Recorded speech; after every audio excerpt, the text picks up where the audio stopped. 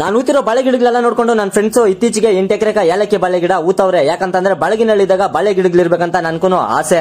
ಸೆರೆಂಟು ನನ್ನ ಫ್ರೆಂಡ್ 1700 ಗಿಡ ತರಿಸಿದ್ನು. ಒಂದು ಗಿಡ ಬಂದು 23 ರೂಪಾಯಿ ಬಿದ್ದೈತೆ. ಇವನು ತುಮಕೂರಿಂದ ತರಿಸಿರೋದು. ಕರೆಕ್ಟಾಗಿ ನಾರ್ಕ 39,100 ರೂಪಾಯಿ ಕಾಸು ಕೊಡೋನು ಆಗೈತೆ. ಇವನು ಒಂದು ತಿಂಗಳ ಮುಂದೆ ಆರ್ಡರ್ ಮಾಡಿದ್ನು.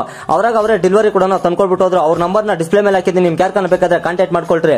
ನಾವೆಲ್ಲ ಗಿಡಗಳೆಲ್ಲ ಟ್ಯಾಕ್ಟಿದಾಗ ತುಂಬ್ಕೊಂಡ್ಬಂದು ಅವ್ರ ತೋಟದ ಹತ್ರ ಅನ್ಲೋಡ್ ಕೂಡ ಮಾಡಿದ್ರೆ ಇದು ಕರೆಕ್ಟ್ಗೆ 1.5 ಎಕರೆ ಬೈಲಿರೋದು. ಯಾವುದೇ ತರ ಗೊಬ್ಬರಗಳು ಹಾಕಿಲ್ಲ ಇವನು, ಡೈರೆಕ್ಟ್ ಆಗಿ ಉಳಿಸ್ಬಿಟ್ಟು ಹಂಗೆ ಉಳ್ತಾ ಇರೋದು. ಇದು ಕರೆಕ್ಟಾಗಿ 6 ಅಡಿ ಕರಡಿ ನೆಗ್ಲಿದಾಗ ಕಡ್ಗೋಡ್ಸವನೆ. ಮತ್ತೆ 5 ಅಡಿಕ ಒಂದೊಂದು ಗಿಡ ಕೂಡ ಉಳ್ತಾವ್. ನೀವು ಸೇಮ್ಬಿಟ್ಟು ನಾವು ಗುಡ್ಕೊಲ್ಲೂ ಮತ್ತೆ ತಂಗುಸಿ ಕೂಡ ರೆಡಿ ಮಾಡ್ಕೊಂಡ್ರೆ, ಯಾಕಂತಂದ್ರೆ ತಂಗುಸಿ ಕಟ್ಕೊಂಡು ಊದ್ಕೊಂಡ್ಬಂದ್ರೆ ನೆರಕ್ ನೆರ ಕ್ಲೀನ್ ಆಗಿ ಇರ್ತೈತೆ ಅನ್ಬಿಟ್ಟಿದೆ. ನಾವು ತಂಗುಸಿ ಕಟ್ಟಿದ್ರಲ್ಲ ಅದ್ರ ಕೆಳಗಡೆ ಅರ್ಧದಡಿ ಮಣ್ಣು ಕೂಡ ಎತ್ಕೊಂಡ್ ಬರ್ತಾ ಇದ್ರಿ.